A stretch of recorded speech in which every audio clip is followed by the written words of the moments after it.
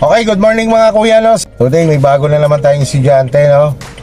Bagong tutulungan, bagong tuturuan ng isang manual transmission na sasakyan, si Topper.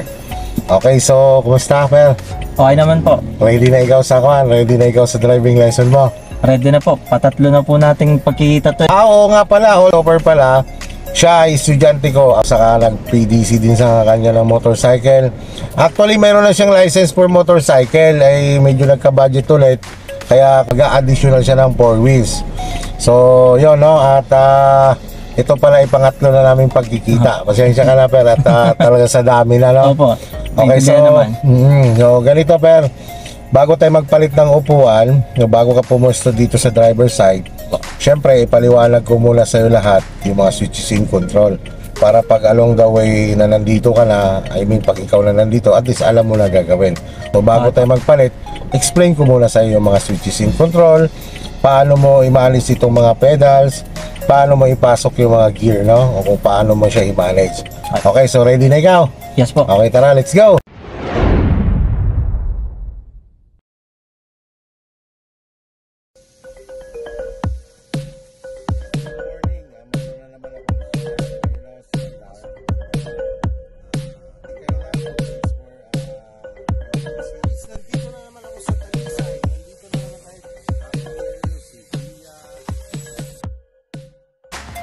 Unang-una natin ituturo sa iyo, pag upo mo dito mamaya, ay yung pag-a-adjust ng upuan. So, may idea ka na ba dito?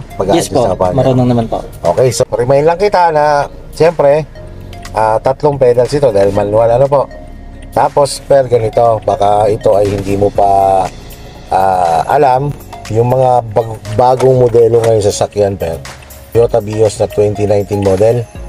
So, basta ka ngayon karamihan na modelo na sasakyan, ganito na ang starting point niya. So pag pinasok mo yung susi, di ba dati pag lumang sasakyan, pag ginano mo, andar na. Ito hindi. Kailangan apakan mo muna ng sagad ang clutch bago siya mag-start. Yan yung, halimbawa makahawak ka ng sasakyan, pag gano'n lang susi, ayaw mi-start ba? Ba't ayaw mi-start? Lubog mo lang sagad ang clutch, ay i-start yan. Ha? Okay. Ito na agad tayo sa pedal. So ito clutch, brake, accelerator. Lilipat naman ng gear. Di ba, halimbawa ito first gear, Per, lubog si clutch, sagad, first gear. Lagi mo lang tatanda ng first gear, may kabig papunta sa'yo. Ganon din ang second gear. Pag halimbawa napigil mo siya dito, diretso na sa second gear. Pero kapag halimbawa ganon, napalubay ka, gumanon, kailangan kabigin mo dito. Kasi pagka ginanon mo yan, fourth gear ang papasukin niya. Tapos dito naman sa third gear, galing ka third gear, lagay mo lang siya sa neutral. Tulak mo lang pataas. Huwag mo siyang kakabigin kahit pakaliwa pa kanan, kasi baka pasukin niya yung first gear or fifth gear. Yan. Tapos ang pagpapalit naman, eto may pinagbabasihan tayo mga beginners na driver. So pinagbe-base muna natin sila or kayo, ikaw, na pwede mong pagkuhanan ng reference yung RPM, yung revolution per minute. Halimbawa, arangkada ka, umaakyat sa 1,500 yan hanggang 2. Pagdating ng 2, punta sa second gear. So, pwede rin dito, 0 to 20, pagdating mo ng 20, second gear. Gas up ka muna, bitaw sa clutch, gas up muna, paabutin mo muna ng 30 to 35, third gear. 35 to 45, fourth gear. Na pwede mo rin pagbasihan yan. Sa ngayon lang naman yan. Diba? Kasi pagka ikay matagal na, yung pakiramdam na magagamit mo dyan. Halimbawa, Per, nakuha mo na yung tawag nito, yung adjustment ng upuan mo, komportable ka na. Siyempre, yung pag-a-adjust ng side mirror at saka rear mirror. So ito, Per, ang pag-a-adjust ng side mirror nito, manual. Wala siyang adjuster. So kamay ang gagamitin mo. So dito, pwede mo namang, ikaw na lang doon, pwede mong iusap sa akin mamaya, no? O saan ka kulang. Ito naman sa side mirror, ang adjustment, kailangan kita mo yung dalawang handle ng pinto mo. So 10% lang ang kita mo rito sa ito, parang ito lang, umilira lang itong sa gilid ng sasakyan mo.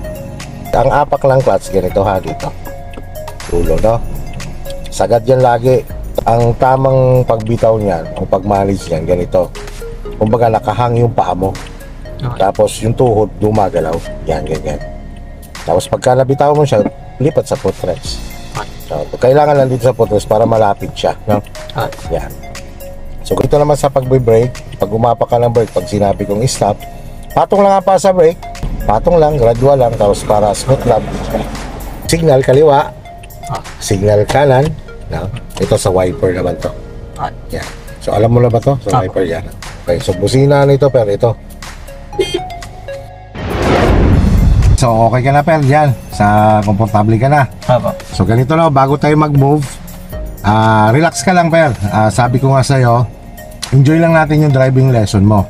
Huwag ka matakot na magkamali. Normal lang yon, mamatayan ka, normal lang yon. Siyempre nag-aaral pa lang tayo, no? So at saka wag nating mamadaliin. Ibig sabihin, kumbaga baka isipin mo kaagad o mag-expect ka na naging sanay ka kaagad. Alam mo naman, dinidevelop yan, no? Importante lang sa pagsasama natin ng 2 araw, kailangan makuha mo yung mga basic na yung kailangan mo siya ma-develop, no? Kailangan mapanghawakan mo yon. So dito naman tayo sa manobela, remind lang kita dyan, ang manobela, ang paghawak niyan, relax lang. Pag liliko ka or maglilipat ka lang ng linya, konti lang. But take note, kapag naglilipat ka ng linya, kailangan nag-check ka muna. So chine-check ang likod, dito lagi, una, ang tinitingnan sa rear mirror. Kasi dyan mas malawak mo siyang tingnan, okay? So tapos, ang challenge lang naman dito, pero yung primera. Yung pag-arangkada lang. Pagdating naman sa second gear, madali na yan eh. At saka hanggang 5th gear. Ang challenge na talaga sa manual ay yung primera at saka yung pagmamalis ng reverse. Sa ngayon, i-guide muna kita. Sasabihin ko sa iyo muna, tapos tandaan mo lang pati yung pag-ikot natin. So, ready na tayo? So, yan, arangkada ka dandahan. Tandaan lang bitaw ha. Huwag ka muna masyadong magagas. Dandahanin mo lang. Yan, dandahan lang na tuloy-tuloy. Yan, o, balik sa gitna. Yan, balik. Huwag ka magbe-brake. Yan. Sige, diretso lang. Lipat ka unti-unti sa kaliwa. Sige, gas lang ikaw. Gas. Bitaw sa gas, lubog si clutch, second gear. Yan, bitaw si clutch. Yan. Tapos relax lang. Normal lang yan. First time eh. Oo, ganun talaga. Normal lang yan. Sa pula ikaw konti para makapag third gear tayo. Bitaw si gas, lubog si clutch, third gear. Yan. Tapos kontrolin mo lang ngayon siya sa paggagas. Tingnan mo, pagka-relax ka lang, relax mo lang ang linya mamamanage. Ang ganito naman, alam mong bibilis, bitawan mo si gas. Pagka-slow na, huwag kang lulubog lang clutch, bitawan mo lang si gas. Yan.